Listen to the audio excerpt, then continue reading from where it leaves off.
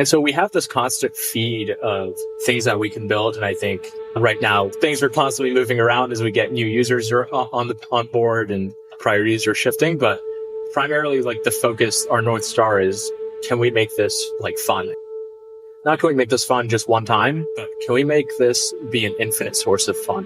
That sort of helps us align with our roadmap and our decision making of, okay, does this sort of get us closer to that vision of building these infinite games that never run out of content and are dynamic and are shaped by the players that play them. My name is Rohit Varanasi, and I'm the co-founder and CEO of Block Party. This is Code Story, a podcast bringing you interviews with tech visionaries. Like 6 months moonlighting. There's nothing at the back end. Who share what it takes to change an industry. I don't exactly know what to do took next. many goes to get right. Who built the teams that have their back. Company is its people. The teams help each other achieve. I was proud of our team. Keeping scalability top of mind. All that infrastructure was Yes, we've been fighting it as we grow. Total waste of time. The stories you don't read in the headlines. It's not an easy thing to achieve, mind Took it you. off the shelf and dusted it off and tried it again. To ride the ups and downs of the startup life. You need to really want it. Not just about technology. All this and more on Code Story. I'm your host, Noah Lappart, and today how Rohit Varanasi built a way for you to explore the town and have an adventure earn rewards all with your friends. This episode is sponsored by Speakeasy. Grow your API user adoption and improve engineering velocity with friction-free integration experiences. With Speakeasy's platform, you can now automatically generate SDKs in 10 languages and Terraform providers in minutes. Visit speakeasy.com/codestory and generate your first SDK for free. This message is sponsored by QA Wolf. QA Wolf gets engineering teams to 80% automated end-to-end test coverage and helps them ship 5 times faster by reducing QA cycles from hours to minutes. With over 100 5-star reviews on G2 and customer testimonials from SalesLoft, Drata, and AutoTrader, you're in good hands. Join the Wolfpack at QAWolf.com. Rohit Varanasi grew up in Jersey and had a chill childhood playing video games and sports from a young age. He wanted to learn how to build a video game, and upon Googling it, decided he should build a website first. And at that point, he was hooked on coding. He got into jailbreaking the PlayStation and writing real code to mod games. And eventually, he got into hackathons and ended up building a web browser based on SMS called Cosmos, which went viral. Outside of tech, he's into paddle, loves going to the gym, and hanging with his girlfriend and their 1-year-old cat. Ro and his co-founder have been building a bunch of different consumer products. The latest product they built allows people to earn in-game rewards by walking, and do so in a non-deterministic way. Under the hood, they are using generative AI to create endless outcomes and optimal replayability. This is the creation story of Block Party. My co-founder and I, we've been working on different products over the past couple years. The most recent one that we launched is called Block Party. Block Party turns the whole world into a giant game of Monopoly, more or less. You connect your health kit, you walk around, and you earn in-game currency for just walking. 1 step equals 1 energy. That's what we call it. And then you can use your steps and energy to buy buildings in the real world. On top of that, we have different items that are just scattered all over the world. They're called drops, and you can go open these drops and you'll get different items like of varying rarities. And you can use these items to go upgrade your buildings and build up your dream buildings, sort of territory build. But the core part of all of this that we're excited about is that it's not deterministic. Every game that's existed up until today is somewhat deterministic in the sense that every asset, every screen, every whatever that you see, that a player sees, has to have been pre-computed. It has to have existed before that player did that action. I think what we're doing that I'm really excited about is we're using Gen AI as a core mechanic. So really there's infinite, endless outcomes. And I think we're at like a paradigm shift in gaming. Using Gen AI, like I said, allows us to create endless and like infinite replayability, or experiences with like infinite replayability. That's a high-level overview of Block Party. It's this really fun mobile game where there's endless outcomes. Every action you do results in a unique visual and experience that no one has seen before. So tell me about the MVP for Block Party. What did that first version of the product, look and feel like, and what sort of tools were you using to bring it to life? Right now, we're iOS only, so our mobile app is fully native. It's all Swift. For the MVP, we really sprinted and got V0.1 out in maybe 4 weeks, 3 weeks. And our backend is all Elixir. I started using Elixir at my first startup, and I just fell in love. It's been such a pleasure to work with, and it only keeps getting better and more magical. Especially as we start to do more real-time things, it's just so well built for that. Yeah, so like I mentioned earlier, servers are hosted on Render, and our backend is fully Elixir with Phoenix as the web server. On that MVP version, when you're building any MVP, you got to make certain decisions and trade-offs about how you're going to approach building the solution, creating the product. So tell me about some of the decisions and trade-offs you had to work through, maybe around tech debt or approach, or like you said, you're on iOS only, kind of working through those decisions. Tell me about how you made those and how you coped with the decisions. I'm sure you understand this, but everything is a trade-off at this point and at this early stage when we're so resource constrained. It's really easy for technical founders to get into this mindset of, let me just keep building all the features because I'm technical and I can build. We've definitely fallen into that trap in the past. With this go around, we've been very thoughtful. And so for the MVP, I think we've been trying to keep a singular focus on what the player does when they get into the product, when they get into the game. The main objective is, can we make it fun? And I think once we aligned ourselves on what is the main objective that we're trying to bring to the player when they first land in the app, is let's get them to have fun as quickly as possible and for as long as possible. The first iteration didn't have any generative visuals. It was mainly generative text. And we were like, okay, maybe this is good enough because just seeing the text come out might be magical enough. And we shipped it, and we shipped a very rough alpha to just close friends. And it was terrible. It was awful. No one played it. We didn't play it. And so we kept iterating. And then I think we got really lucky with some of the releases that have been coming out around that time when we realized that the first iteration without generative visuals was pretty lackluster and boring and not retentive. Was right around when the latest image gen model that came out, and it's Flux by Black Forest Labs, released August 1st, and we got super lucky. And it's really the first truly low latency, state-of-the-art image gen model that's fast enough and cheap enough to work in a gameplay loop. We got really lucky with that. And so we've just been blessed in that front. This message is sponsored by Snaptrade. Link in user brokerage accounts and build world-class investing experiences with Snaptrade's unified brokerage API. With over $12 billion in connected assets and over 300,000 connected accounts, Snaptrade's API quality and developer experience are second to none. Snaptrade is SOC 2 certified and uses industry-leading security practices. Developers can use the company's official client SDKs to build investing experiences in minutes without the limitations of traditional aggregators. Get started for free today by visiting snaptrade.com/codestory. This episode is sponsored by Speakeasy. Whether you're growing the user adoption of your public API or streamlining internal development, SDKs can turn the chore of API integration into effortless implementation. Unburden your API users from guessing their way around your API while keeping your team focused on your product. Shorten the time to live integration and provide a delightful experience for your customers. With Speakeasy's platform, you can now automatically generate up-to-date, robust, idiomatic SDKs in 10 languages and Terraform providers in just a matter of minutes. SDKs are feature-rich with type safety, auto-retries, and pagination. Everything you need to give your API the developer experience it deserves.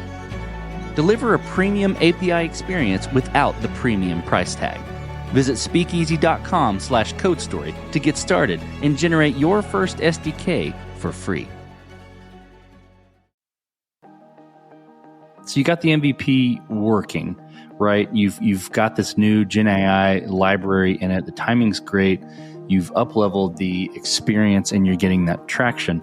How are you going about building your roadmap of what's next, right? How are you going to mature and progress the product? And I'm curious about how you decide what is the next most important thing to build or to address with the product. One of the things that we're doing somewhat differently with Block Party is we shipped it super early in a very rough state just to test if the mechanics work. And we didn't really expect a ton of retention in the first version. It was buggy. We just sent it to some close friends. But people seem to be obsessed. We've had a couple users who have like 15 hours of screen time. We have a really strong early user base that is constantly providing feedback, submitting feature requests, sharing it with their friends, and talking about what works and what doesn't in report. And they're constantly reporting bugs and things that could be better or more efficient or UX improvements. And so we have this constant feed of things that we can build. And I think right now things are constantly moving around as we get new users on board and priorities are shifting. But primarily like the focus, our North Star is, can we make this like fun? And I think I want to double click into that a little bit. I think when I say, can we make this fun? It's not, can we make this fun just one time, but can we make this be an infinite source of fun? That sort of helps us align with our roadmap and our decision-making of, okay, does this sort of get us closer to that vision of building these infinite games that never run out of content and are dynamic and are shaped by the players that play them? So this will be interesting. Tell me about team. How do you go about building your team? Is it just you, or do you have multiple people that you're working with? And what do you look for in those people to indicate that they're the winning horses to join you? Right now, the product team is me and my co-founder. My co-founder, Steven, he's the CTO. Probably one of the best iOS engineers I know. He makes me better about product and about thinking about product. The cliche, you're the sum of the 5 people you spend your time with. And I think I really take that to heart. And Steven and I both really are obsessed about product. And I think that's what we really look for in any new team members that we are looking to bring on. We're talking to a couple of really exciting candidates that are obsessed with product, and they're obsessed with Block Party, and they're actually users, and they reached out and saying, hey, can we come help? Which is so cool to see. The things that I really look for, are you driven? Honestly, do you just care? Do you care enough about the thing that you're going to be doing? And do you have a good attitude? Do you have a positive outlook? I think those are the 3 main things. This message is sponsored by QA Wolf. If slow QA processes bottleneck your software engineering team and you're releasing slower because of it, you need a solution. You need QA Wolf. QA Wolf gets engineering teams to 80% automated end-to-end test coverage and helps them ship 5 times faster by reducing QA cycles from hours to minutes. With over 100 5-star reviews on G2 and customer testimonials from SalesLoft, Drata, AutoTrader, and many more, you're in good hands. Ready to ship faster with fewer bugs? Join the Wolf Pack at QAWolf.com to see if they can help you squash the QA bottleneck. This message is sponsored by SnapTrade. Link in user brokerage accounts and build world-class investing experiences with SnapTrade's unified brokerage API. With over $12 billion in connected assets and over 300,000 connected accounts, SnapTrade's API quality and developer experience are second to none. SnapTrade is SOC 2 certified and uses industry-leading security practices. Developers can use the company's official client SDKs to build investing experiences in minutes without the limitations of traditional aggregators. Get started for free today by visiting snaptrade.com/codestory.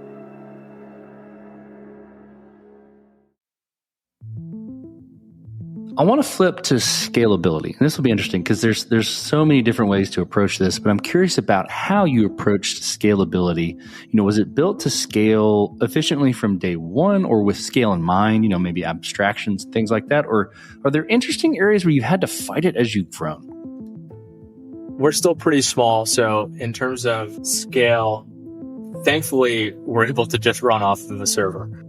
I think we'll probably be able to make that last for quite a bit of time. And that's honestly thanks to the Beam and Erlang and Elixir, the whole ecosystem. And I think when we are ready to scale and we're getting to the point where we have to scale, Elixir actually makes that relatively easy for us. It has built-in like networking, it has built-in message passing between nodes. And so you could run a bunch of different instances of your Elixir server and they would just all act as one. In that regard, I think choosing Elixir set us up for scalability. Some of the interesting challenges we've had is ingesting every single building in the world. There's a lot of buildings in the world, and so we've done only parts of Canada, all of the continental US, and a little bit of Mexico. We just threw a giant bounding box over the US, and it got some of Mexico and Canada in there as well. That was like 175 million buildings that we had to ingest into our PostgreSDB. And so there's some fun stuff that we had to figure out how to wrangle that into the PostgreSDB. I think we tried naively approaching it, and I'm like, yeah, let me just, ingest them in like batches of 10,000. It was going to take forever. And so we had to come up with some creative ways to ingest 175 million records at once or in a very short period of time. Honestly, we just did it using AWS Glue and it was the right way to do it. But that's probably the main scaling challenge that we've had for Block Party. So as you step out on the balcony and you look across all that you've built, what are you most proud of? And I mean with Block Party specifically.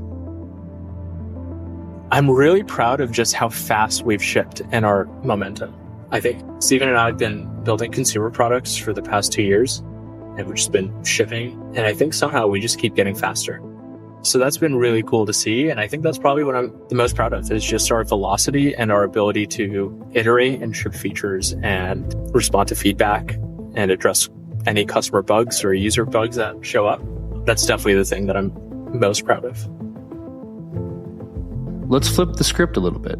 Tell me about a mistake you made and how you and your team responded to it. Less so about Block Party, but I think just over the past couple of years, our biggest hamstring is just not having an in-house designer.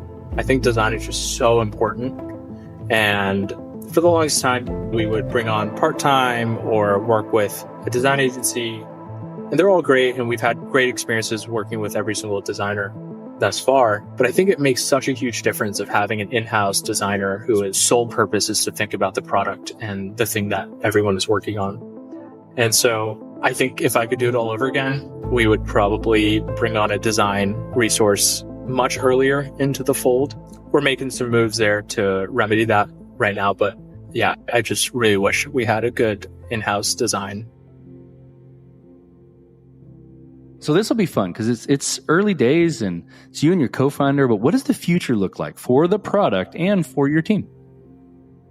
The last time there was a really big paradigm shift or a new reckoning in gaming was when, I guess there's two. There's Facebook releasing its platform back in the day, and then Zynga Poker and Farmville and Mafia Wars, all of these came out. And then that sort of carried on into mobile gaming. That sort of brought gaming for everyone, just widespread accessibility.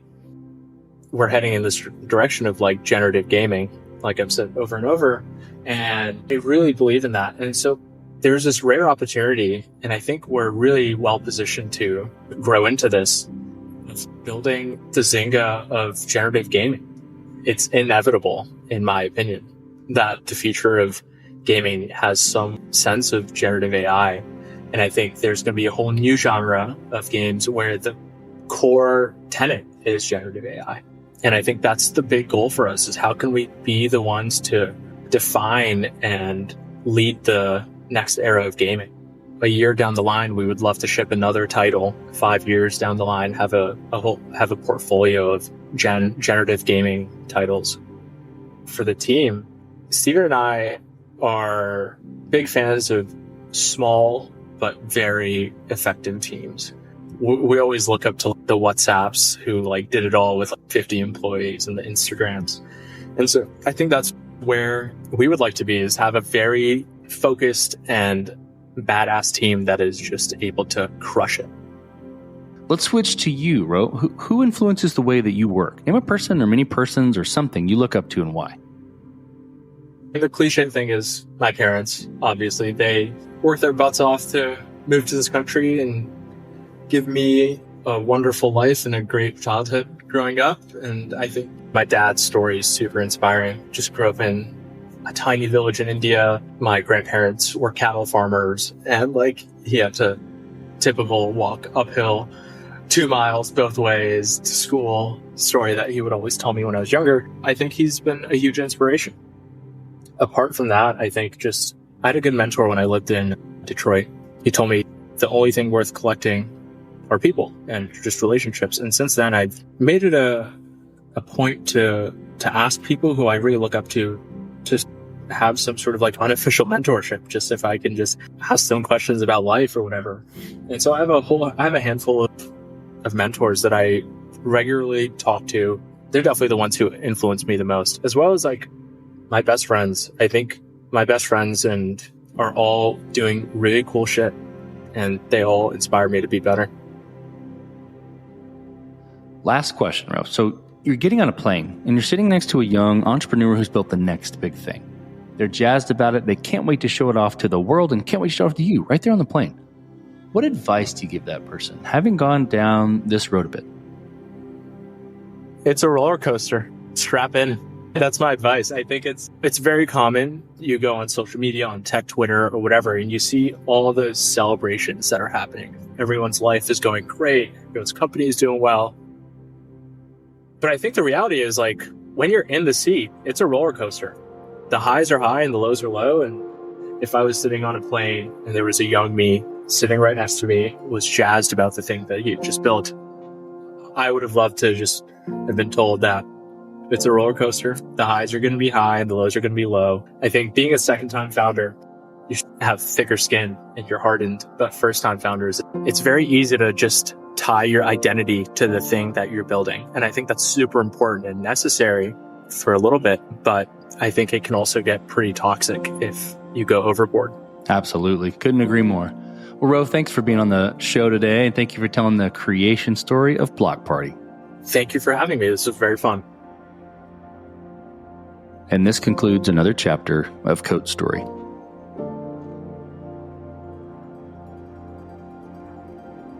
Code Story is hosted and produced by Noah Labhart. Be sure to subscribe on Apple Podcasts, Spotify, or the podcasting app of your choice.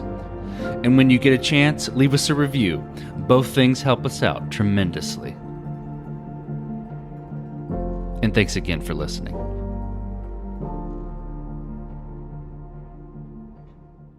If you're running a retail business, don't let disorganized order fulfillment cause chaos. Use ShipStation instead. From running a business out of your garage to multiple warehouses, ShipStation is ideal for every phase of your growth.